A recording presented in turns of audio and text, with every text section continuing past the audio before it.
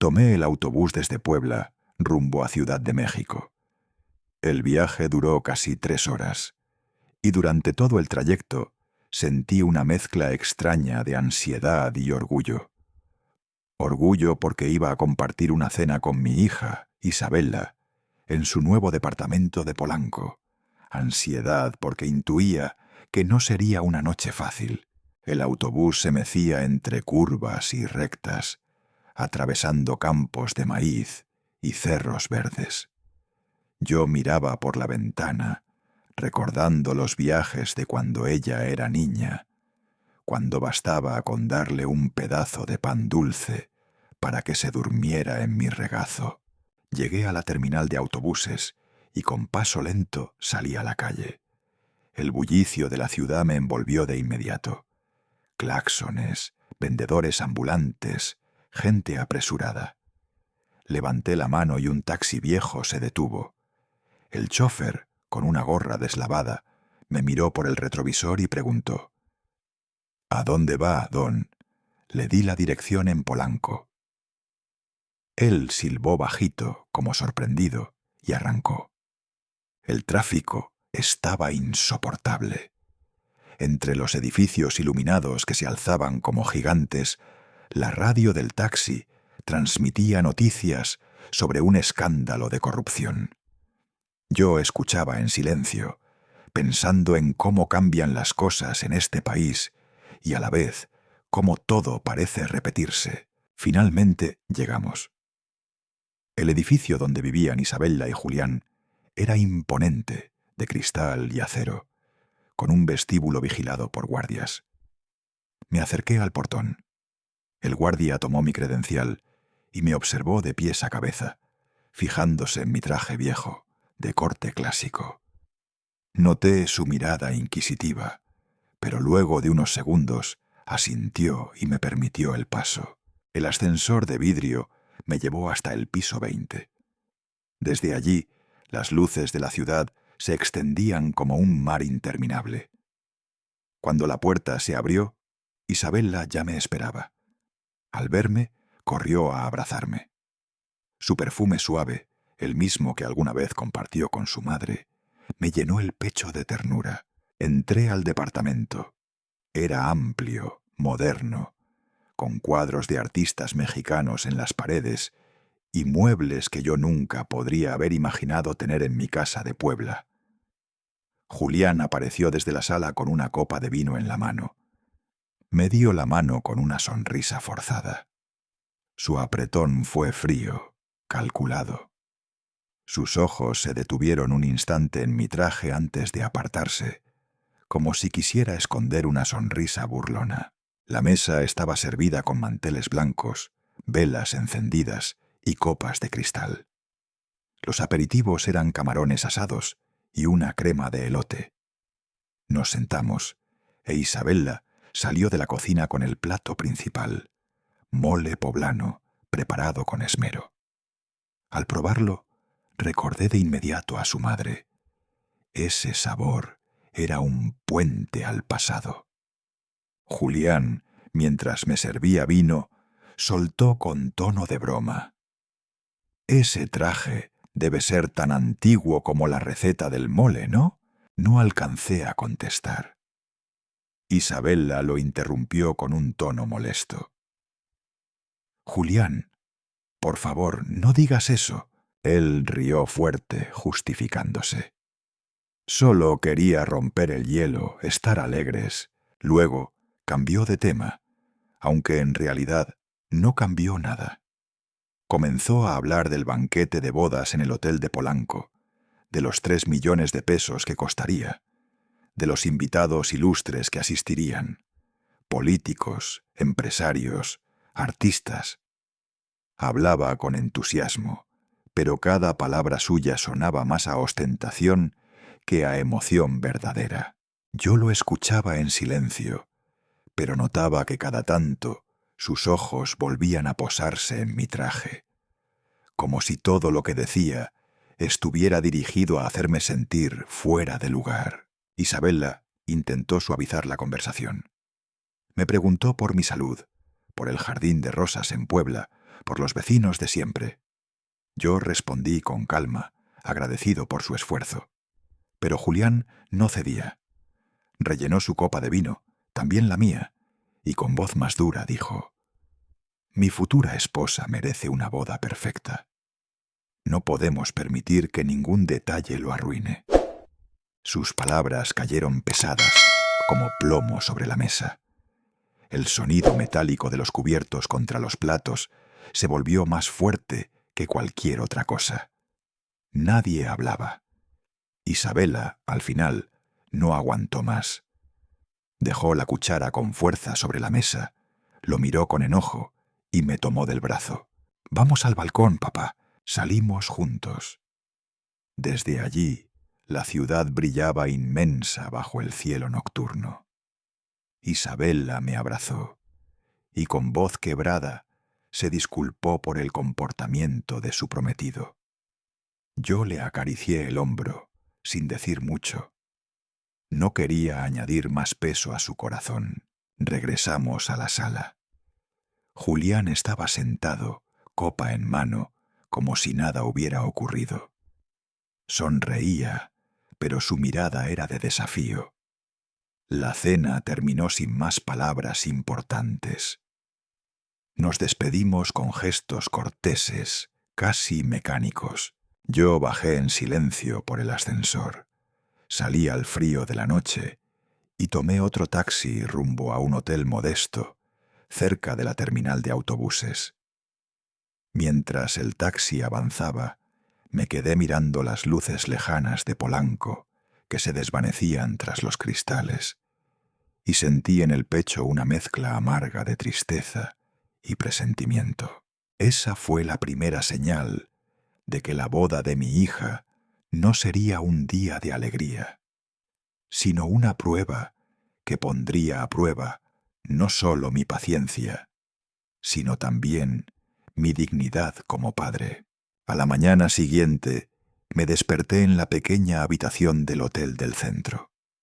La cama era dura, las paredes descascaradas, y del pasillo llegaba el eco de pasos apresurados y el sonido metálico de una cubeta de limpieza. Apenas había dormido unas horas, porque la cena de la noche anterior no me dejaba en paz. Me levanté despacio, me lavé la cara con agua fría y salí a la calle con el saco colgado del brazo. El aire olía a tortillas recién hechas y a café tostado. Crucé una esquina y encontré un cafecito modesto con mesas de madera. Entré. Pedí un café de olla con canela y piloncillo y 2 tamales verdes. Me senté junto a la ventana, al lado de un grupo de estudiantes que hablaban a toda prisa sobre las elecciones y la corrupción en el país. Uno de ellos golpeaba la mesa con la palma mientras decía: «Si seguimos permitiendo que los empresarios financien campañas, todo va a seguir igual». Yo escuchaba en silencio, removiendo el café con la cuchara, y pensaba en cómo la juventud siempre tiene esa fe en que las cosas pueden cambiar. En la mesa alguien había dejado un periódico doblado. Lo abrí y casi de inmediato me encontré con un titular sobre un proyecto de construcción polémico. Hablaba de sobrecostos, licitaciones dudosas, y entre los nombres resaltaba el de Julián Herrera. Mi corazón dio un vuelco. No me sorprendió del todo, pero verlo impreso en tinta negra, en letras frías, me produjo un malestar profundo. Pasé las páginas sin detenerme y luego doblé el periódico. No quería que mi mente se quedara atrapada allí, en ese pozo de dudas. Salí a caminar hasta el Zócalo. El sol ya había disipado la bruma y la plaza hervía de vida. Vi a un grupo de señoras haciendo ejercicio al ritmo de un instructor, turistas sacándose fotos frente a la Catedral Metropolitana, vendedores ofreciendo globos de colores. Un anciano con sombrero de palma se me acercó con una canasta de dulces. «Lleve cajeta, don. Bien rica», me dijo. Compré una caja pequeña. Al tenerla en mis manos, recordé cuando Isabela era niña y me acompañaba al mercado de Puebla. Siempre me pedía cajeta o alegrías de amaranto. Se ensuciaba toda la cara de caramelo, y su madre reía mientras le limpiaba con un pañuelo. Esos recuerdos se me clavaron en el pecho, como si el tiempo quisiera recordarme que nada es eterno, que todo cambia aunque uno se resista. Pasé un rato sentado en una banca del Zócalo, observando la gente pasar. Una niña con uniforme escolar corría tras una paloma, un joven vendía artesanías, un organillero tocaba una melodía nostálgica. Yo me quedé quieto, con la caja de cajeta en las manos, sintiendo un vacío extraño. No sé cuánto tiempo pasó. Cuando me di cuenta, ya era hora de regresar a Puebla. En la terminal compré un boleto y subí al autobús. El cielo se había encapotado y pronto empezó a lloviznar. Las gotas resbalaban por el vidrio y formaban caminos que se deshacían entre sí. Los cerros a lo lejos se cubrían de neblina y los maizales parecían sumirse en un sueño. Dentro del autobús, el aire era húmedo y frío. Cerré los ojos intentando dormir, pero mi mente volvía una y otra vez al rostro altivo de Julián y a la mirada de mi hija, dividida entre el amor y la incomodidad. Al llegar a Puebla, la lluvia me empapó los hombros antes de que pudiera abrir mi paraguas. Caminé hasta mi casa. El portón de hierro estaba oxidado, crujió al abrirlo. El jardín me recibió con el perfume de las rosas que mi difunta esposa había plantado años atrás. Todavía florecían, tercas contra el paso del tiempo. Me incliné a oler una de color blanco. Cerré los ojos y sentí como si por un instante ella volviera a estar a mi lado. Entré a la sala, colgué el saco y dejé el traje sobre un gancho. Tenía manchas de tierra en los zapatos, así que me arrodillé en silencio a limpiarlos. Ese gesto simple me hizo pensar en la dignidad. Mantener el calzado limpio, aunque el camino sea lodoso, como un recordatorio de que uno no debe perder la compostura. Fui al armario y saqué una pequeña caja de madera. Dentro guardaba fotografías viejas de Isabela. En una estaba con un vestido blanco en su primer día de escuela. En otra, disfrazada en una fiesta. En otra más, abrazada a su madre. Pasé los dedos sobre esas imágenes como si pudiera acariciar el tiempo. Los ojos se me humedecieron y tuve que cerrar la caja para que la tristeza no me desbordara. Cuando llegó la noche, preparé una cena sencilla: tortillas calientes, frijoles refritos y un poco de queso fresco. Comí solo en la cocina, escuchando la radio. Una emisora transmitía boleros de los años 70.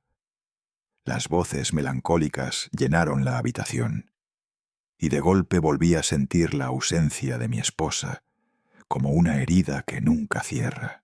Después de cenar, entré a mi pequeño despacho. Las estanterías estaban repletas de libros de derecho, todos cubiertos de polvo, pero aún firmes en su sitio. Toqué los lomos con la yema de los dedos, recordando largas noches de trabajo, sentencias que me costaron el sueño, discusiones en tribunales. Sobre el escritorio descansaba una carta que había recibido hacía unos días, una invitación de un colega a una reunión de exmagistrados en la Ciudad de México. La leí otra vez y luego la dejé donde estaba. Al volver la mirada, vi el traje colgado en la percha. La lámpara amarillenta resaltaba el tono gastado de la tela azul. Era viejo, sí, pero era mi traje, el mismo que me había acompañado en momentos cruciales de mi vida. En él estaban mis recuerdos, mis luchas, mis victorias y mis derrotas. No era solo un pedazo de tela. La lluvia se intensificó. Me senté junto a la ventana y escuché el repiqueteo de las gotas contra las tejas. La calle estaba vacía, apenas iluminada por un farol.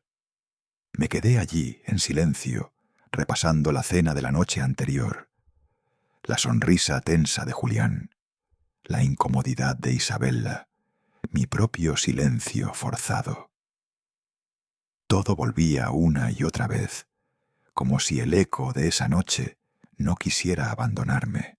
Pensé entonces que la boda de mi hija sería una prueba, no solo para ella, que tendría que convivir con un hombre arrogante, sino para mí, que debía soportar la humillación y mantener la calma. No quería arruinarle el día, pero tampoco quería dejar que me arrebataran mi lugar como padre. Me acosté tarde, con el sonido de la lluvia aún golpeando el techo. El sueño me llegó a medias, entrecortado. Soñé con el balcón iluminado de Polanco, con la copa de vino en la mano de Julián, con la voz quebrada de mi hija pidiéndome disculpas. Desperté varias veces en la madrugada, con el corazón acelerado. Supe entonces que aquel día en la Ciudad de México no había terminado para mí. Era apenas el principio de algo más grande, algo que pondría a prueba cada fibra de mi paciencia y de mi dignidad. El lunes amaneció fresco, con el cielo todavía teñido de tonos azulados y un ligero rocío sobre las hojas del jardín. Abrí el portón temprano, como de costumbre, y allí estaba doña Lupita, mi vecina de toda la vida, con su canasta de pan dulce recién horneado. Siempre llegaba sonriente, saludando a todos en la cuadra como si fuera dueña del vecindario. «Buenos días, don Ernesto», me dijo. «Traigo conchas calientitas, recién salidas del horno». Le compré 3 piezas, como siempre. Nos quedamos un momento conversando sobre lo caro que estaba el gas, sobre los nietos que ella cuidaba y sobre la fiesta patronal que pronto se celebraría en el barrio. Me despedí con una sonrisa y entré a la casa. Preparé una taza de café de olla. Ese aroma a canela y piloncillo llenó la cocina y me dio un respiro de paz. Con el café en una mano y una concha en la otra, salí al patio a regar las rosas. El agua resbalaba sobre los pétalos, brillando con los primeros rayos del sol. Los gorriones cantaban en el tejado y por un momento pensé que todo estaba en calma. Fue entonces cuando sonó el teléfono. El timbre resonó seco y persistente en la sala. Dejé la manguera en el suelo, me limpié las manos en el pantalón y contesté. «¿Bueno?», pregunté. Al otro lado, reconocí de inmediato la voz de Julián. Tenía un tono ronco, como si hubiera pasado la noche bebiendo, pero aún así sonaba arrogante. «Don Ernesto», dijo. Quería disculparme por lo de la cena. Había bebido demasiado vino, ya sabe cómo es. Guardé silencio. Su tono parecía cordial, pero había algo en su respiración, en la pausa entre frases, que me hizo desconfiar. De pronto, su voz cambió. Ya no era un tono de disculpa, sino de orden. Se lo digo con franqueza. En la boda estarán presentes políticos, empresarios, gente de alto nivel. Su traje no es apropiado. Si usted insiste en llevarlo, no podrá entrar al Hotel Polanco. Me quedé callado, apretando con fuerza el auricular. Afuera, un camión pasó haciendo rechinar los frenos, y ese ruido llenó el silencio que dejé entre nosotros. Julián insistió, esta vez con dureza. «No me obligue a tomar medidas, don Ernesto. La seguridad tendrá instrucciones claras. Quiero un evento perfecto, sin nada que desentone». Podía escuchar el hielo chocando contra el vidrio de su vaso. Seguramente hablaba con una copa en la mano. Yo respiré hondo y contesté con calma. Lo escucho, Julián. Buen día. Colgué sin más. Me quedé un rato con el auricular aún en la mano, escuchando el clic seco de la línea muerta. La casa volvió a su silencio habitual, solo interrumpido por la radio de doña Lupita, que sonaba desde la ventana de al lado. Alcanzaba a oír Cielito lindo, y esa melodía contrastaba con la tensión que me ardía en el pecho. Me senté en la mesa de la sala. Frente a mí, en el perchero, estaba mi traje azul, colgado con esmero. No era nuevo, claro que no, pero había sido parte de mi vida en tantos momentos que se había convertido casi en una extensión de mí. Lo observé en silencio, preguntándome si realmente era motivo de vergüenza o de dignidad. A mediodía decidí salir a despejar la mente.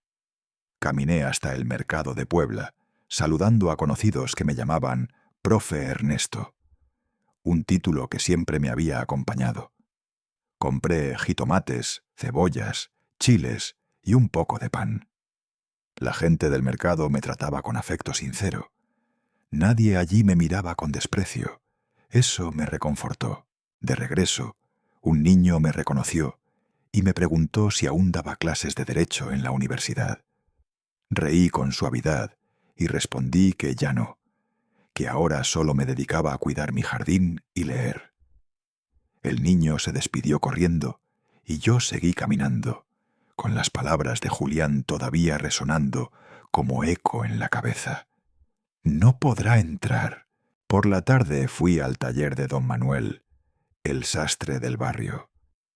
Había arreglado mi ropa durante años.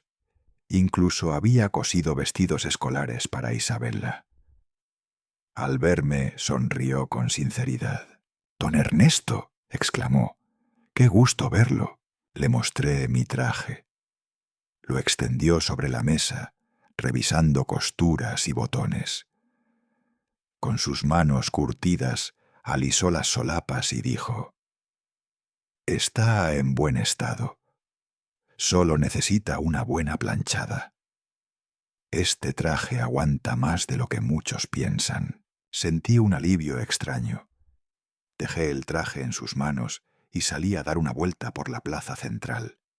Allí, niños jugaban corriendo alrededor de la fuente, parejas tomaban helado y un músico callejero tocaba su guitarra con melodías rancheras.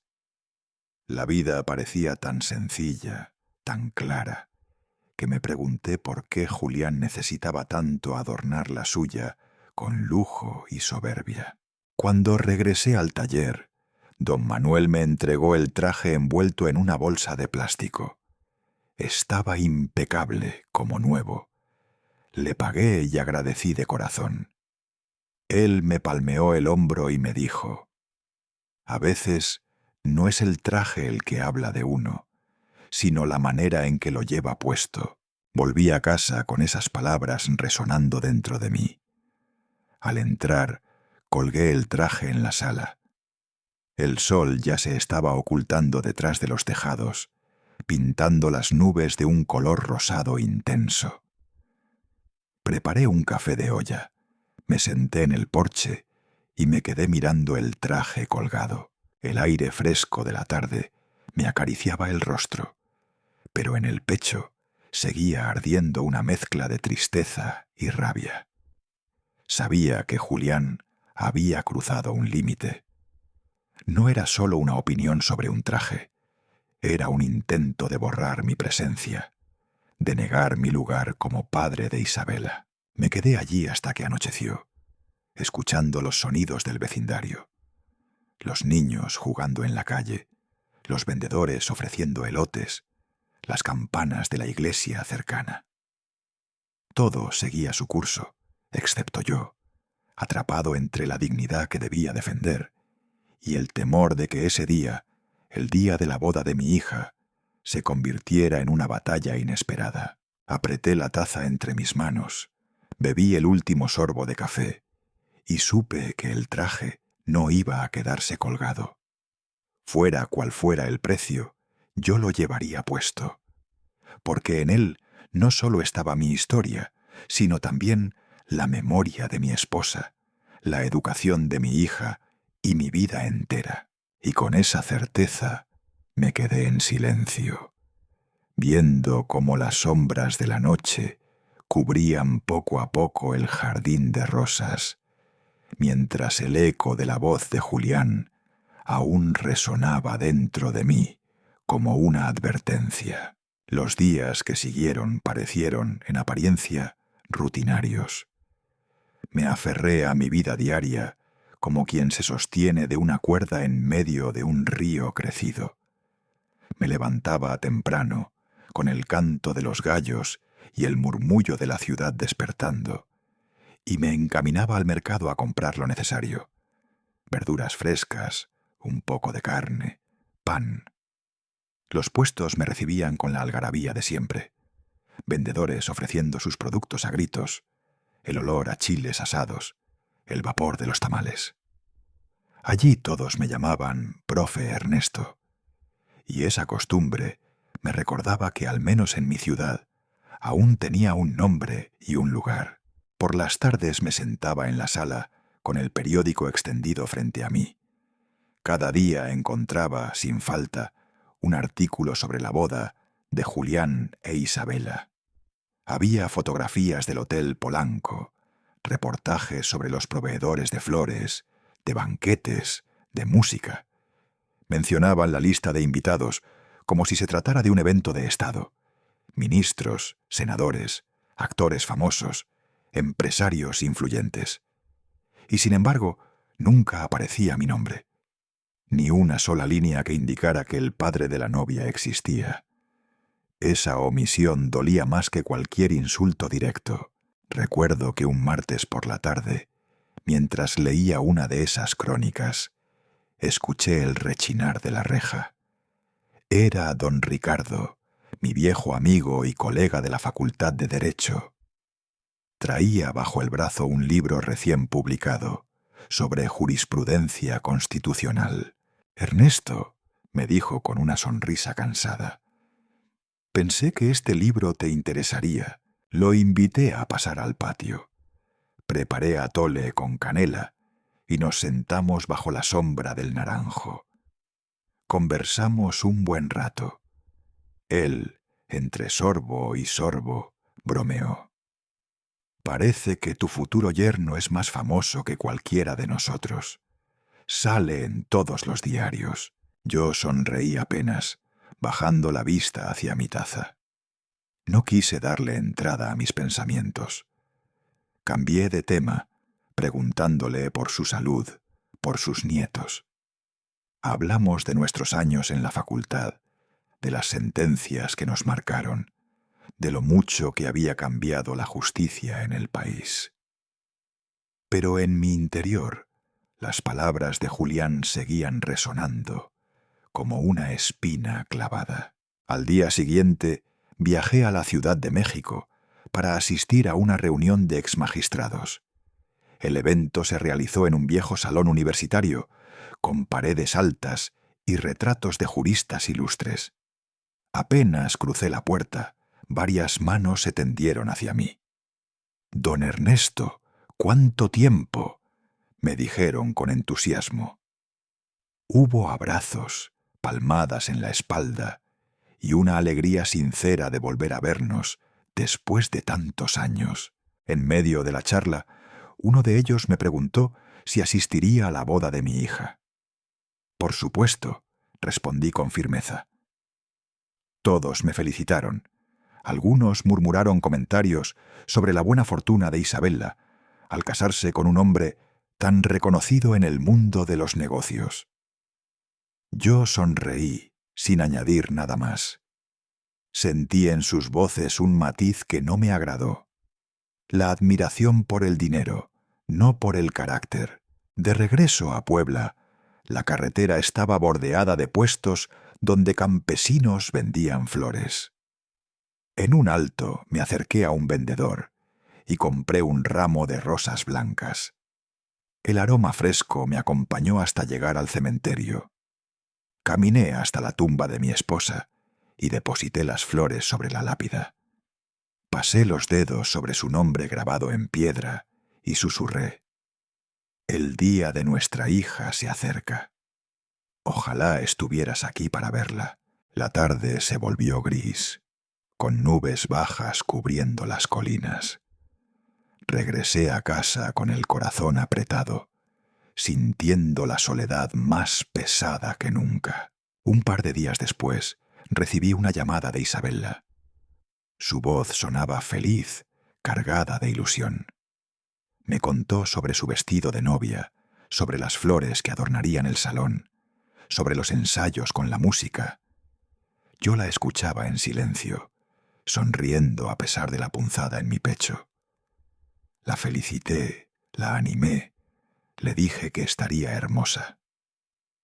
No mencioné una sola palabra sobre Julián, ni sobre su amenaza. No quería manchar la alegría de mi hija con mis preocupaciones.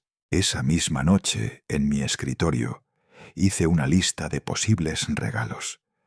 Al final me decidí por un collar de plata, hecho en Puebla, con un diseño tradicional que sabía que a Isabella le recordaría sus raíces. Lo envolví en un pequeño estuche de madera y lo guardé junto al traje recién planchado. Cada vez que abría el armario y veía ambos objetos, sentía que allí estaban mi decisión y mi desafío.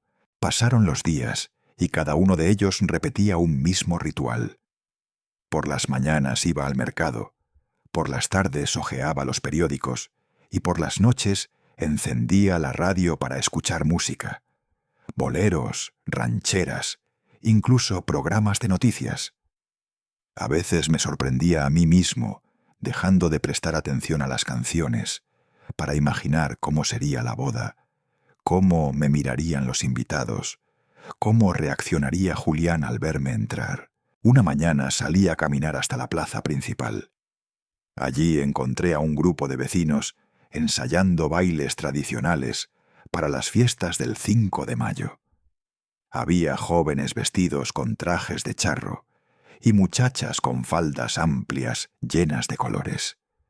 El repicar de los tambores, el sonido de las guitarras y las voces entusiastas creaban un ambiente festivo. Me quedé un rato observando y por primera vez en muchos días sentí un poco de paz. Pero esa paz era frágil. En lo más hondo sabía que se acercaba un día de prueba, que lo que me esperaba no sería sencillo.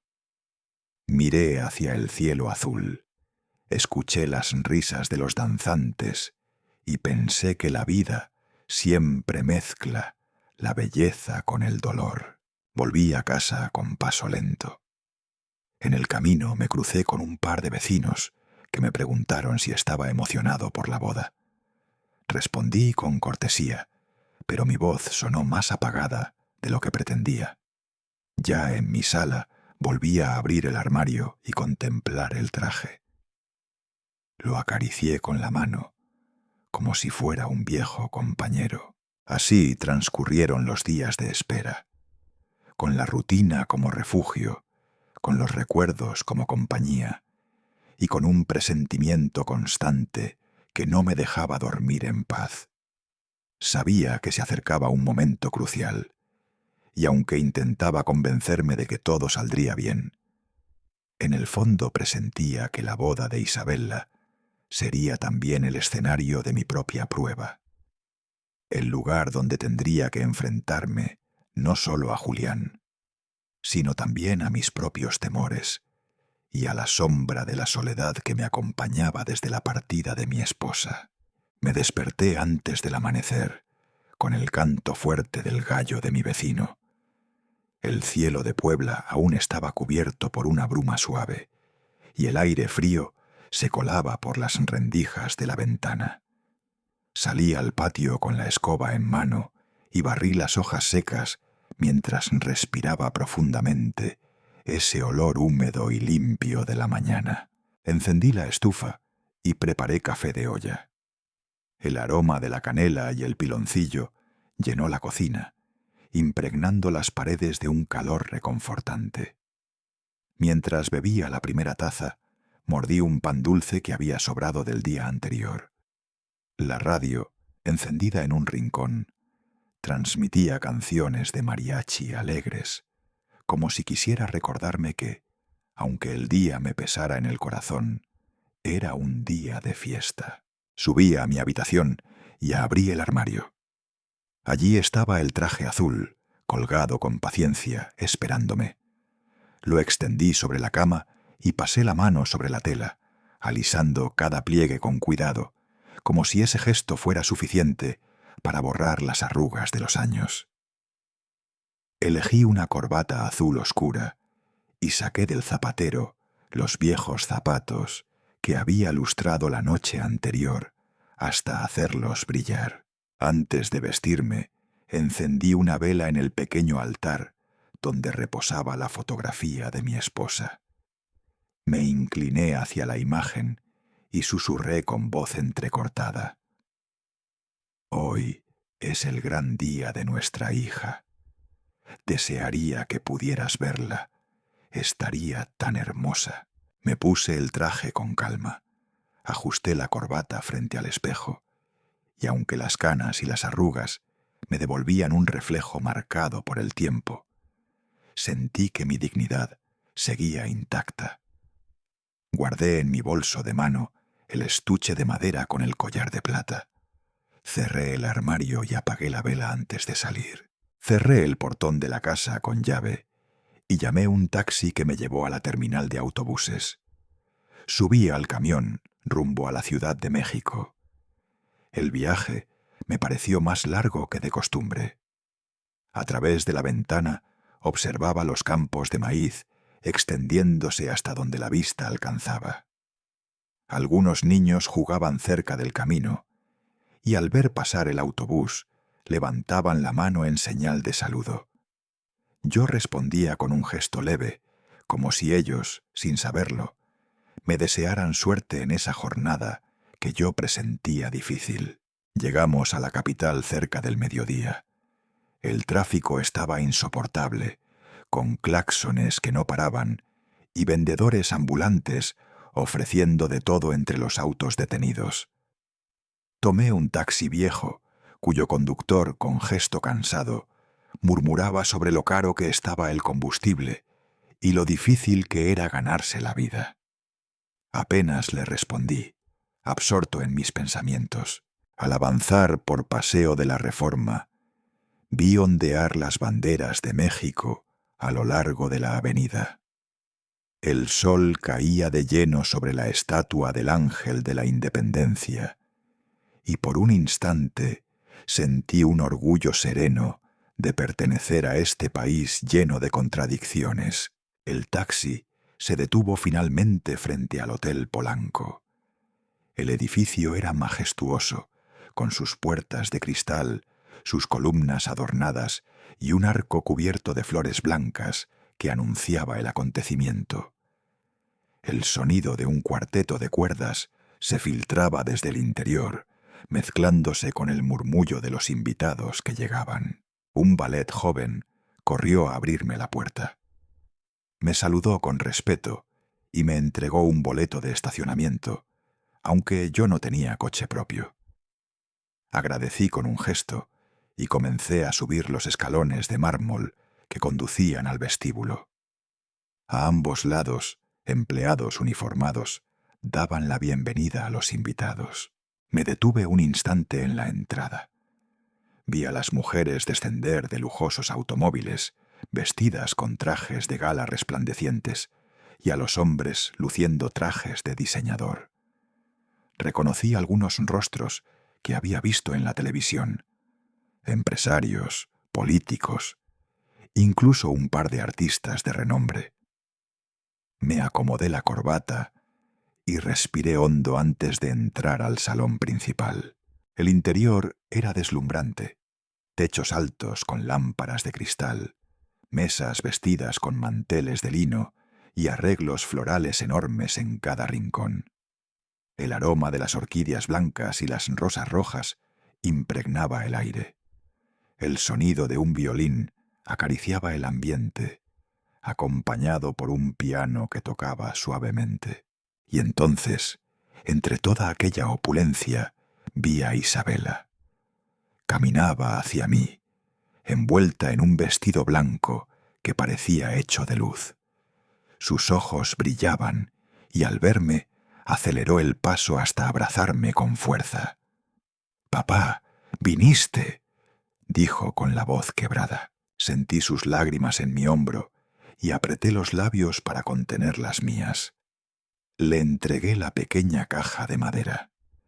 Ella la abrió con delicadeza y al ver el collar de plata sonrió emocionada. Hizo una seña a una de sus damas de honor para que se lo colocara. Cuando la cadena descansó en su cuello, ella murmuró cerca de mi oído: «Quiero llevarlo para que mamá me acompañe». Asentí sin poder decir palabra. Ese instante quedó grabado en mi memoria como un resplandor entre tantas sombras. Poco después, entre los murmullos de los invitados, apareció Julián. Caminaba erguido, con un traje impecable y el gesto serio. Al vernos juntos, su mandíbula se tensó y sus ojos se entornaron con incomodidad. No dijo nada, pero su silencio estaba cargado de reproche. Yo pude sentir cómo contenía sus impulsos frente a Isabela, reservando la confrontación para otro momento. Aún así, me mantuve firme, sosteniendo la mirada de mi hija y disfrutando de ese instante, como si quisiera robarle tiempo al tiempo. En medio de aquella multitud elegante y en un lugar donde parecía que todo estaba dispuesto para hacerme sentir fuera de lugar, yo sabía que mi presencia, por sencilla que fuera, tenía un peso que ni Julián ni sus lujos podían borrar. Así comenzó el día de la boda, con una mezcla de música, perfumes, miradas y tensiones invisibles. Y en mi corazón, entre la emoción y la tristeza, supe que cada paso que diera a partir de ese momento me acercaría al choque inevitable con el hombre que pretendía silenciarme. Los invitados ya estaban acomodados en sus mesas, las copas de vino servidas, y el murmullo elegante de la velada comenzaba a elevarse entre las notas de guitarra y violín que llenaban el aire. El aroma de los platillos recién preparados se mezclaba con el perfume de las flores que adornaban cada rincón. Yo conversaba con un par de viejos conocidos del ámbito jurídico, quienes me reconocieron de inmediato. «Don Ernesto», dijo uno con los ojos brillando de sorpresa. «Qué honor verlo aquí». Intercambiamos algunas palabras sobre viejos tiempos en los tribunales, y yo sentí, aunque fuera por un instante, que mi presencia no era invisible, que aún quedaba un vestigio de respeto hacia mi trayectoria. Sin embargo, mientras hablábamos, mis ojos no podían dejar de buscar a Julián. Lo vi al fondo del salón, inclinado hacia dos hombres de traje negro. Susurraba con ellos, sus gestos eran tensos, y de vez en cuando me señalaba con un movimiento de cabeza. Sabía lo que estaba tramando. Mi pecho se apretó, pero decidí no moverme. Minutos después, Julián caminó directamente hacia mí. Llevaba en el rostro una sonrisa impostada, pero en sus ojos brillaba un fuego de ira contenida. Se inclinó lo suficiente como para que solo yo lo escuchara, y murmuró con un tono venenoso: «Le advertí, ahora tendrá que salir de aquí». Sentí su aliento cargado de vino y soberbia. Antes de que pudiera responder, levantó discretamente la mano, dando la señal a los guardias que lo acompañaban. Isabela, que se encontraba cerca, notó la tensión. Con el vestido levantado para no tropezar, se acercó a nosotros y preguntó, casi en un susurro desesperado: «¿Qué está pasando aquí?». Julián, con un movimiento brusco, apartó su mano. Esto no es asunto tuyo, le espetó con frialdad. Ese gesto seco hizo que varias cabezas se giraran hacia nosotros. Algunos invitados dejaron de conversar y comenzaron a observar en silencio. El murmullo de los violines se fue apagando poco a poco, hasta que todo lo que quedó fue la respiración expectante de la multitud. Los dos guardias se acercaron con pasos firmes. Uno de ellos se llevó la mano al cinturón, como insinuando que estaba preparado para algo más que simples palabras. Los invitados más cercanos empezaron a susurrar, creando un murmullo inquietante. Yo me quedé inmóvil. No levanté la voz, ni hice un gesto de resistencia. Mi mirada permaneció fija en la pared decorada con flores blancas que servía de fondo al altar. El silencio en mí era una forma de dignidad, aunque por dentro un torbellino de emociones me desgarraba. Isabella rompió en llanto. Su voz, temblorosa, apenas logró articular. «Julián, no lo hagas. Es mi padre». Él giró hacia ella con el rostro enrojecido de furia. «Yo pagué por todo esto. Yo decido quién se queda y quién se va». Esas palabras retumbaron en el salón como una bofetada. Los murmullos crecieron.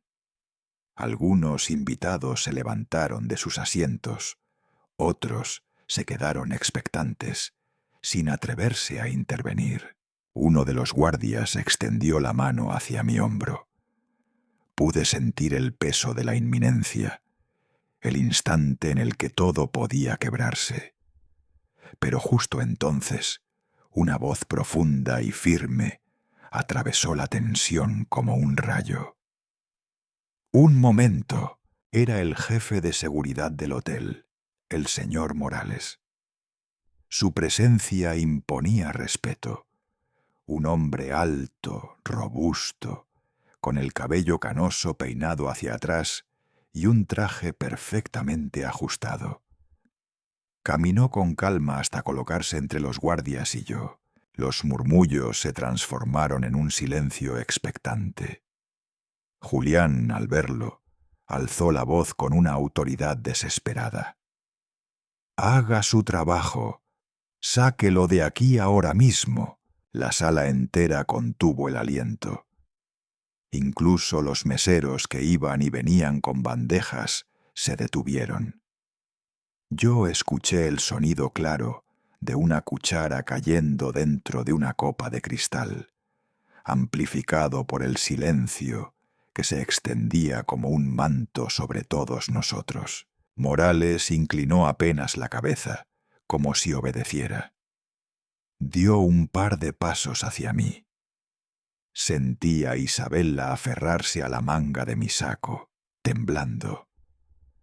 Podía escuchar el sollozo contenido en su garganta. El jefe de seguridad se detuvo justo frente a mí. Todos aguardaban el desenlace. Unos con morbo, otros con indignación, algunos con un respeto silencioso. Entonces Morales se irguió y, para sorpresa de todos, se inclinó profundamente en un gesto de reverencia. Su voz resonó fuerte y clara. «Bienvenido, señor de honor. El hotel está a su servicio». La reacción fue inmediata. Primero, un silencio atónito. Luego, una oleada de murmullos que recorrió el salón como un viento súbito. Algunos invitados exclamaron en voz alta. Otros se miraron entre sí sin entender. Julián se quedó petrificado. Su rostro pasó del blanco al rojo en cuestión de segundos. Los labios le temblaban, pero ninguna palabra salía de su boca. Isabella abrió los ojos con asombro y apretó mi brazo con más fuerza. Yo, con serenidad, incliné levemente la cabeza en señal de agradecimiento a Morales. No dije nada, porque no había necesidad. Los teléfonos comenzaron a aparecer. Varias personas sacaron sus móviles y grabaron la escena. El murmullo creció, ahora cargado de curiosidad y de juicio. Yo permanecí en pie, tranquilo, mientras el mundo alrededor parecía girar en otra dirección. Sentía dentro de mí una mezcla de alivio y de tristeza, porque aquello que debía ser una fiesta se había transformado en un escenario de confrontación. Vi a Julián balbucear, intentando recuperar la compostura. Esto es ridículo, murmuró, aunque nadie lo escuchó con convicción. Los invitados ya no lo miraban a él, sino a mí. En un instante, el eje del salón había cambiado. Yo, con mi viejo traje azul, me había convertido en el centro involuntario de la atención, y Julián, en cambio, quedaba reducido a la sombra de su propio enojo. Me limité a mantenerme de pie, con la cabeza erguida, consciente de que la batalla apenas comenzaba, pero también de que en ese momento había recuperado algo que él había querido arrebatarme: el respeto. Y mientras los murmullos seguían creciendo, como olas en un mar inquieto, comprendí que ya nada volvería a ser igual en aquella boda. Tras las palabras de señor Morales, el salón quedó suspendido en un silencio extraño. Solo se escuchaba el eco disperso de un par de acordes que los músicos dejaron escapar al detenerse de golpe. El aire parecía más pesado, como si cada persona en aquella sala aguardara la próxima chispa que encendería la pólvora. Los invitados más cercanos a mí se inclinaron hacia adelante, murmurando entre ellos en un murmullo bilingüe que flotaba en el ambiente. ¿Quién será ese hombre? Maybe he's some kind of authority. No lo sé, pero Morales nunca hace eso sin una razón. Yo permanecí quieto, con la mano apoyada sobre el pequeño estuche de madera dentro de mi bolso, como si ese objeto fuese mi ancla en medio del torbellino. Procuraba mantener mi respiración pausada, mis hombros firmes, aunque dentro de mí una mezcla de alivio y tensión me recorría el cuerpo. Isabella, con lágrimas aún brillando en sus mejillas, se aferraba a la manga de mi saco. Su gesto era el de una niña que no quiere soltar la mano de su padre en medio de una multitud desconocida. Sentí cómo su fragilidad se mezclaba con la dignidad que intentaba sostener por los dos. Julián, en cambio, se transformaba delante de todos. Su rostro primero palideció, luego enrojeció, como si el calor de su rabia lo consumiera. Sus ojos se movían nerviosos entre los rostros sorprendidos de los invitados, buscando aprobación y encontrando solo desconfianza. Se acercó bruscamente a Morales, tan cerca que casi le escupía las palabras. «Yo le pagué», le dijo con los dientes apretados. «Le ordeno que lo saque ahora mismo». Pero Morales no retrocedió. Enderezó aún más su espalda ancha y respondió con voz firme, proyectándola para que todos escucharan. «El hotel tiene reglas, y este caballero está en la lista de protección especial. Nadie tiene derecho a ofenderlo».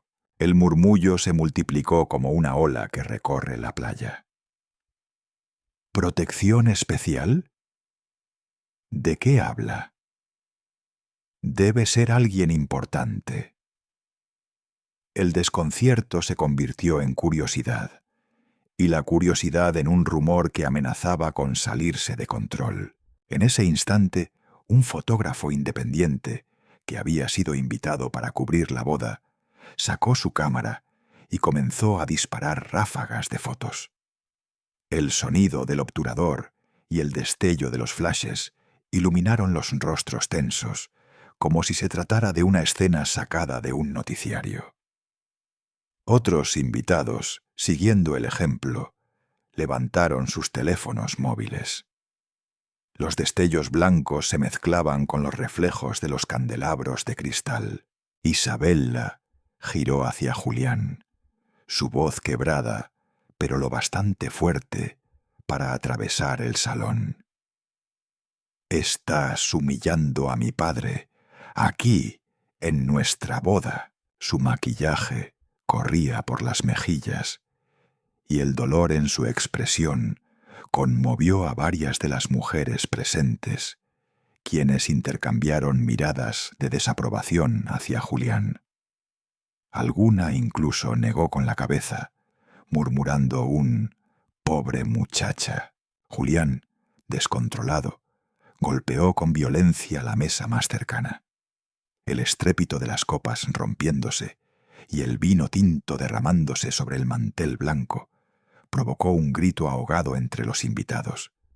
El líquido rojo se expandió como una mancha indecorosa en medio de la perfección cuidadosamente preparada. Una niña, sentada junto a sus padres, se sobresaltó y estalló en llanto. El sonido infantil, desgarrador en medio de aquel lujo, convirtió la escena en un caos aún mayor. Los músicos del mariachi dejaron sus instrumentos a un lado, observando con rostros tensos, incapaces de continuar. La armonía alegre había sido sustituida por el ruido de la tensión y el miedo. Yo di un paso hacia adelante. Coloqué una mano suave sobre el hombro de Isabella, transmitiéndole calma, aunque no dije palabra alguna. Mi silencio era mi escudo, mi forma de resistir sin degradarme al nivel de los gritos de Julián. Morales, con un gesto casi imperceptible, indicó a los dos guardias jóvenes que se retiraran. Ellos obedecieron de inmediato, dando un par de pasos hacia atrás, conscientes de que la mirada de todos los presentes estaba ahora sobre ellos. «Este es mi día», bramó Julián, con la voz rota por la furia. «No permitiré que nadie lo arruine». Algunos invitados se levantaron de sus sillas, indecisos entre marcharse o quedarse para presenciar lo que se había convertido en un espectáculo inesperado. La mayoría eligió permanecer, atrapados por la curiosidad morbosa, incapaces de apartar la vista. El aire en el salón era tan denso que se podía cortar con un cuchillo. Cada mirada, cada respiración contenida, cada paso que resonaba en el suelo de mármol, se multiplicaba en el silencio. Yo podía sentir cómo los segundos se estiraban, cómo todos aguardaban una explosión inevitable. Julián giró hacia mí con un dedo acusador. «Usted no pertenece aquí», gritó con voz áspera, las venas marcándose en su cuello. «Este lugar es mío, lo pagué yo, y usted no es nadie». El murmullo se detuvo. Su declaración resonó como un disparo seco. Vi cómo los rostros de varios invitados se endurecían, algunos en señal de rechazo. No todos estaban de su lado. Su arrogancia empezaba a volverse en su contra. En ese momento, Morales volvió a hablar, esta vez con un tono solemne que se impuso sobre todo el ruido. «Señor Herrera, este hombre no es un intruso. Este hombre es el padre de la novia. Y mientras yo esté aquí, será tratado como lo que es, el invitado de honor». Un silencio cargado de electricidad cayó sobre el salón. Luego vinieron los murmullos, más altos, más decididos. «El padre de la novia». ¡Qué vergüenza! No puedo creer que haya intentado sacarlo. Julián, acorralado por la evidencia de su humillación, miró a su alrededor buscando apoyo, pero solo encontró cámaras, teléfonos y miradas que lo juzgaban. Yo, en medio de todo, no me moví, no levanté la voz. Solo permanecí de pie, con Isabella a mi lado, sosteniéndola con mi presencia, mientras el salón entero se convertía en testigo del primer gran quiebre de aquella boda. Y comprendí que aunque la batalla no había terminado, en ese instante algo se había volteado a mi favor. No había necesitado gritar ni imponerme. Bastó con permanecer en pie. Bastó con que la verdad, sencilla y pura, se mostrara por sí sola. Yo era el padre y nadie podía cambiarlo. El murmullo seguía creciendo, como una marea que amenazaba con arrastrar a Julián. Y yo, aunque herido en lo profundo, me aferraba a esa pequeña victoria silenciosa, consciente de que lo peor todavía estaba por venir.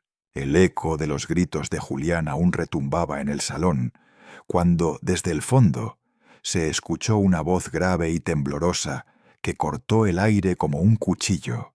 Yo lo conozco. El murmullo se apagó de inmediato. Todas las cabezas se giraron hacia atrás, buscando al dueño de esas palabras. Era un hombre mayor, de cabellos completamente plateados, vestido con una guayabera blanca impecable. Caminaba con lentitud, apoyándose en un bastón de madera tallada. Sus pasos resonaban firmes a pesar de su edad, y cada uno parecía cargar con una autoridad silenciosa. Algunos invitados se levantaron para apartar las copas caídas y los pedazos de cristal en el suelo, abriéndole camino. El murmullo se transformó en un silencio expectante. El anciano se acercó hasta quedar frente a mí. Su mirada era cálida y en sus labios asomó una sonrisa emocionada. Extendió su mano con firmeza. «Usted es el juez que resolvió aquel caso de tierras en Oaxaca hace más de 20 años», dijo, su voz quebrada por la emoción. Yo incliné apenas la cabeza, aceptando sin palabras. No necesitaba confirmar nada más. El anciano se volvió entonces hacia los invitados. Alzó la voz y declaró: «Él salvó a mi familia. Si no hubiera sido por su sentencia justa, nos habrían arrebatado nuestras tierras, nuestras raíces. Nos devolvió la dignidad cuando todo parecía perdido». Las reacciones fueron inmediatas. Un murmullo de sorpresa recorrió el salón como un relámpago. Algunos se taparon la boca, otros negaron con la cabeza en desaprobación hacia Julián. «¿Un juez?», susurró una mujer elegante, vestida de rojo intenso. Un joven abogado que estaba sentado cerca del estrado no pudo contenerse. Se levantó de un salto y dijo en voz alta: «Claro que sí, lo estudiamos en la facultad. Don Ernesto Ramírez». Su nombre está en los manuales de derecho como ejemplo de integridad. El silencio dio paso a una ola de comentarios. Ahora no era incredulidad ni sospecha, sino curiosidad y respeto. Los ojos que antes me miraban con desdén por mi traje viejo, ahora me observaban con una mezcla de admiración y asombro. Julián, en cambio, retrocedió un paso. Su rostro perdió color. Murmuraba entre dientes: «No, eso no puede ser. No». El anciano clavó en él una mirada severa y dijo con un tono que retumbó en todo el salón: «Joven, usted acaba de insultar a un hombre al que nunca llegó a comprender». Las palabras fueron como un látigo. Isabella, incapaz de contenerse, se lanzó a mis brazos. Su llanto, esta vez, No era de vergüenza ni de miedo, sino de orgullo. Morales, el jefe de seguridad, observó la escena con un gesto de satisfacción discreta. Hizo una señal a sus hombres para que se apartaran del todo y dejaran el espacio despejado. El escenario ahora estaba marcado. Un padre reivindicado frente a todos y un yerno reducido a su propio ridículo. Entonces ocurrió algo inesperado. Un empresario conocido, que minutos antes había permanecido en silencio, se acercó y me estrechó la mano con solemnidad. Luego, un político de renombre hizo lo mismo. Poco a poco, varias figuras destacadas fueron acercándose. Cada apretón de manos era un golpe más al orgullo de Julián. «Un honor conocerlo, don Ernesto», me dijo uno de ellos. «Su trayectoria ha inspirado a muchos». Los aplausos comenzaron de manera tímida, aquí y allá, como pequeñas chispas. Luego crecieron, se unieron, y en cuestión de segundos el salón entero resonaba con un aplauso cerrado. Era un aplauso que me abrumaba, porque no lo había buscado ni deseado, pero que también me devolvía un pedazo de mí mismo que creí olvidado. Julián giraba la cabeza de un lado a otro, como un animal acorralado. El sudor le perlaba la frente, su respiración era agitada. Las cámaras de los invitados captaban cada instante. Su humillación, mi reivindicación, las lágrimas de Isabela. Un fotógrafo profesional se adelantó y tomó una instantánea justo en el momento en que yo estrechaba nuevamente la mano del anciano de la guayabera. El destello iluminó el salón, congelando para siempre esa escena. El murmullo no cesaba. ¡Qué vergüenza para el novio! Imagínate tratar así al padre de la novia. Y encima un juez honorable. Yo permanecí sereno, con el corazón agitado por dentro, pero la frente en alto. No levanté la voz, no busqué venganza. Solo dejé que la verdad hablara por sí misma. Isabela me abrazaba con fuerza, como si quisiera decirle al mundo entero que estaba orgullosa de mí. Yo acaricié su cabello y pensé en su madre, en cómo ese momento habría sido distinto si ella aún viviera. Mientras tanto, Julián intentaba recomponerse. Levantó la mano como pidiendo silencio, pero nadie lo obedeció. Su autoridad se había diluido. Todo lo que se escuchaba eran comentarios que lo reducían a un simple hombre atrapado en su arrogancia. Yo me limité a mirar a Morales y luego al anciano. Ambos asintieron levemente, como si dijeran: «Ya está, lo que debía salir a la luz ha salido». El salón vibraba de emoción. Los aplausos aún resonaban en mis oídos, y yo entendí que, sin buscarlo, mi pasado había regresado para protegerme, y que en ese instante, frente a todos, Julián no solo había perdido el control de la boda, había perdido el control de su propia máscara. El bullicio de la multitud aún no se había apagado después de la revelación del anciano de la guayabera. A mi alrededor, las manos se extendían para saludarme, algunas con timidez, otras con entusiasmo. Yo respondía con un apretón firme, con un leve gesto de la cabeza, manteniendo siempre la compostura. Isabela no soltaba mi brazo. Sentía el calor de su mano temblorosa y las lágrimas que rodaban sin cesar por sus mejillas. Su orgullo y su alivio me atravesaban como un bálsamo inesperado. Julián permanecía rígido, inmóvil, con los ojos desorbitados. Lo observaba desde lejos, y por un instante Pensé que había comprendido la magnitud de su error. Pero de repente, su voz desgarró el aire del salón. «¡Basta ya!», gritó. «Esta sigue siendo mi boda. Ese viejo no es más que un parásito que vive de un pasado que ya no importa». El golpe de sus palabras fue seco, brutal. Se escucharon jadeos de indignación entre los invitados. Algunos se miraron incrédulos. Otros sacudieron la cabeza con desaprobación. Un murmullo se expandió como fuego. ¡Qué falta de respeto! ¡Inaceptable! Hubo incluso quienes silbaron, un gesto poco común en un evento de tanto lujo, pero que revelaba el rechazo generalizado. Yo me quedé inmóvil, no porque las palabras me hirieran. Ya estaba acostumbrado al veneno de la soberbia, sino porque sabía que el propio Julián se estaba condenando.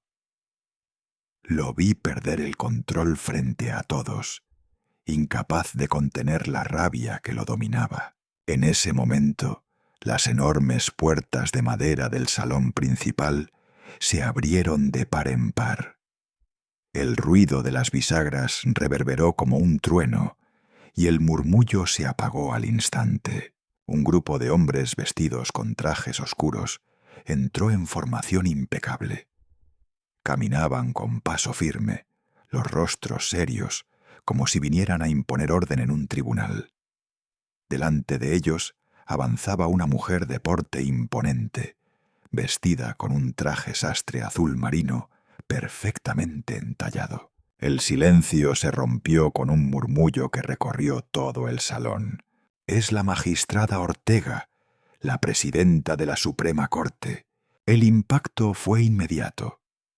La gente comenzó a apartarse a un lado, abriendo un pasillo natural hacia donde yo me encontraba.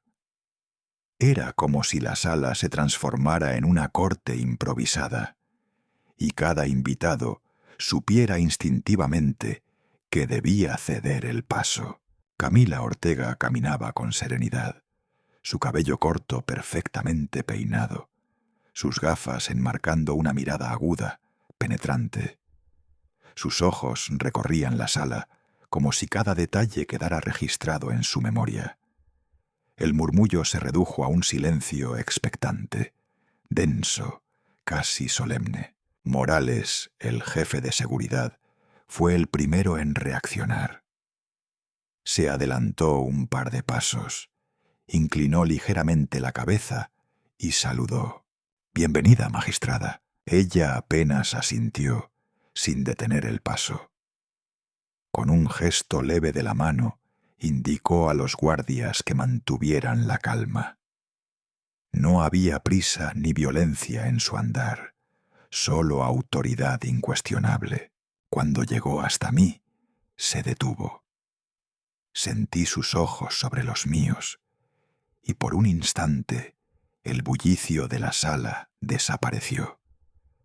Me tomó ambas manos entre las suyas, cálidas y firmes, y con voz clara, proyectada para que nadie se quedara sin escuchar, declaró: «Permítanme presentarles a don Ernesto Ramírez, un hombre que sirvió como magistrado de la Suprema Corte de México y que dedicó su vida entera a la justicia y a la verdad». Las palabras explotaron en el salón como un cañonazo. Se escucharon exclamaciones ahogadas. Algunas mujeres se cubrieron la boca con las manos, y de inmediato una ola de aplausos retumbó contra los muros de mármol y cristal. Isabella rompió en sollozos, abrazándome con más fuerza. Entre lágrimas, murmuró en mi oído: «Papá, estoy tan orgullosa de ti». Yo la estreché contra mi pecho, cerrando los ojos un instante. La sentí como cuando era niña y buscaba refugio en mis brazos. Ahora, en su día más importante, era ella quien me devolvía la fuerza. Mientras tanto, Julián retrocedía, pálido como un fantasma. Sus pasos lo llevaron hacia una mesa, contra la cual tropezó. Una copa de vino cayó al suelo y el líquido rojo se derramó como una mancha de vergüenza sobre el mantel blanco. Nadie acudió en su ayuda, nadie extendió la mano. Un fotógrafo, atento a cada movimiento, aprovechó el instante. El destello de su cámara iluminó la escena. Yo, de pie junto a Camila Ortega, con Isabella abrazada a mi costado, y al fondo Julián, tambaleante, víctima de su propia soberbia. Si lo hubiera sabido, habría preparado un discurso para honrarlo, señor Ramírez. Susurró un político conocido que estaba cerca, sin apartar la vista de mí. Yo respondí con un leve asentimiento. No buscaba discursos ni honores. Solo quería acompañar a mi hija en su boda. Pero la vida, caprichosa, había convertido aquel evento en un juicio público. Los aplausos continuaron, más fuertes, más prolongados. Se sentía como si cada palmada no sólo celebrara mi pasado, sino que dictara sentencia contra el orgullo desmedido de Julián. Él, incapaz de soportar la presión, comenzó a sudar. Vi cómo una gota descendía por su sien y caía sobre la corbata.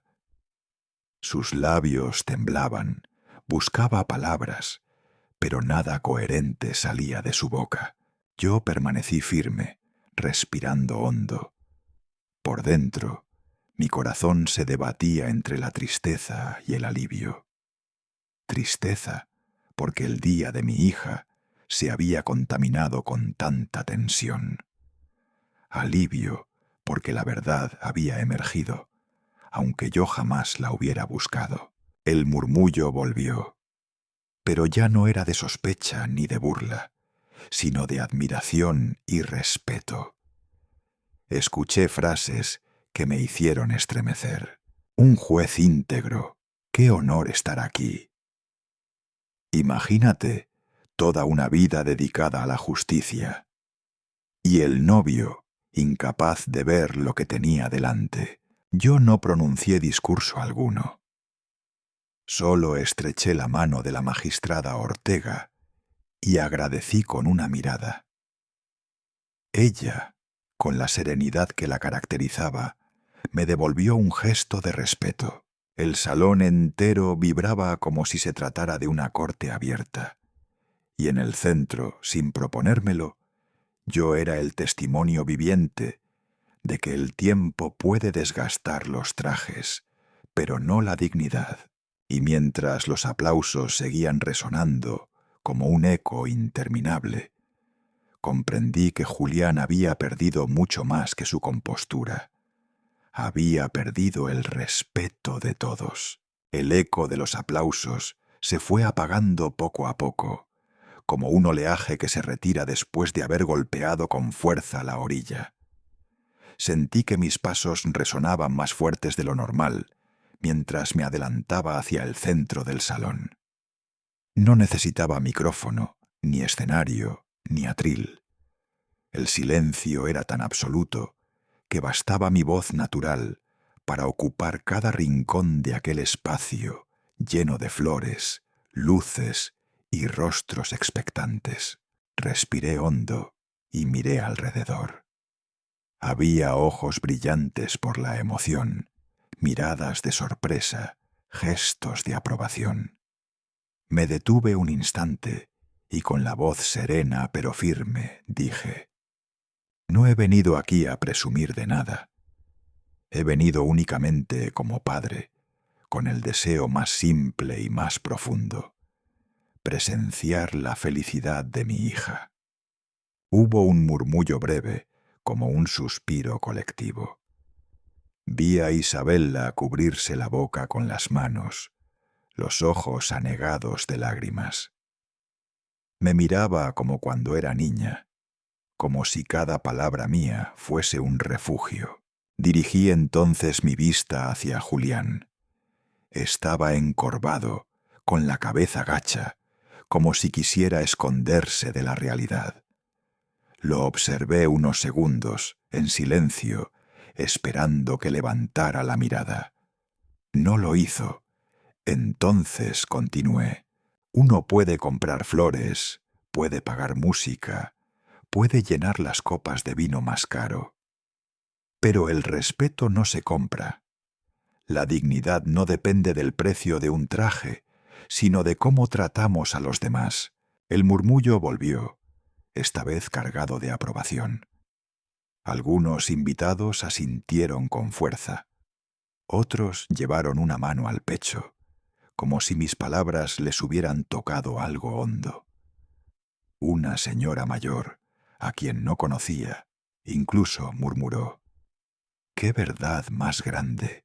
Isabella, conmovida, lloraba sin consuelo. Dos de sus amigas intentaban llevarla de regreso a su asiento, pero ella se resistía sin apartar la vista de mí. Julián, de pronto, alzó la cabeza. Su rostro estaba descompuesto, rojo de ira, y con la voz quebrada por la desesperación, gritó: «Usted no es nadie, solo un viejo retirado. Su tiempo ya pasó». El silencio volvió a caer como un peso de plomo. Lo miré fijo, con calma. No sentí rencor ni necesidad de alzar la voz. Bastó un tono sereno para responder: «Tal vez mi tiempo ya pasó, Julián, pero la justicia nunca envejece». Y en ese instante, el salón entero estalló en un aplauso ensordecedor. No era el aplauso que se da a un espectáculo, era el de una sentencia pronunciada, el de un veredicto incontestable. Sentí que cada palmada resonaba como el golpe del mazo de un juez. Vi cómo muchos se ponían de pie, golpeando las manos con fuerza, mientras Julián se encogía más y más en su asiento, reducido al tamaño de su soberbia. Fue entonces cuando Isabella, con el rostro empapado en lágrimas, dio un paso firme hacia él. Sus manos temblaban, pero sus ojos estaban llenos de decisión. Sin vacilar, se quitó el anillo de bodas recién colocado y lo dejó caer sobre la mesa frente a Julián. El pequeño aro de oro hizo un sonido seco, metálico, que retumbó en la mesa como una sentencia final. «Un hombre que humilla a mi padre no puede ser mi esposo», dijo con la voz rota, pero clara. El silencio volvió a invadir el lugar. Los invitados contenían la respiración, conscientes de que estaban presenciando no solo un quiebre personal, sino una lección pública. Julián quedó helado, con los ojos vacíos, mirando el anillo como si no comprendiera qué había sucedido. Su rostro palideció hasta volverse ceniza, y sus labios se entreabrieron sin emitir palabra alguna. Finalmente, cayó pesadamente en la silla, derrotado, con la mirada perdida en un punto invisible. De las filas traseras se escuchó un murmullo que rápidamente se propagó. ¡Qué vergüenza! Increíble. Jamás había visto algo así, y pronto, en distintos rincones, la frase se repitió en voz baja, cargada de desprecio hacia él. ¡Qué vergüenza! Camila Ortega, con la serenidad de siempre, se acercó al estrado donde estaba la orquesta. Con un gesto sobrio, indicó que retomaran la música. El sonido suave de los violines llenó el espacio, como un bálsamo que devolvía un poco de calma después de la tormenta. Me volví hacia Isabella, que seguía sollozando, y le ofrecí mi mano. Ella la tomó con fuerza, como lo hacía de niña cuando cruzábamos juntos la calle, camino a la escuela. «Vámonos a sentar, hija», le susurré acariciándole el cabello. «Todo estará bien». La conduje hasta la primera fila, mientras los invitados se apartaban para abrirnos paso. Muchos extendían sus manos para felicitarme. Otros me miraban con un respeto que pocas veces había sentido en mi vida. Algunos sacaron sus teléfonos para grabar el momento, conscientes de que al día siguiente aquella historia correría como pólvora en todo México. Me detuve un instante, giré la vista hacia la multitud y pronuncié la última frase que me salió del corazón. La justicia no solo se imparte en los tribunales, a veces también se cumple aquí, en medio de una boda. El estallido de aplausos fue unánime, tan fuerte que hizo vibrar las lámparas de cristal. No hubo necesidad de más palabras. El veredicto estaba sellado. La dignidad había triunfado sobre la soberbia, y aquel salón de fiestas se había convertido por un instante en la corte más justa que jamás haya existido.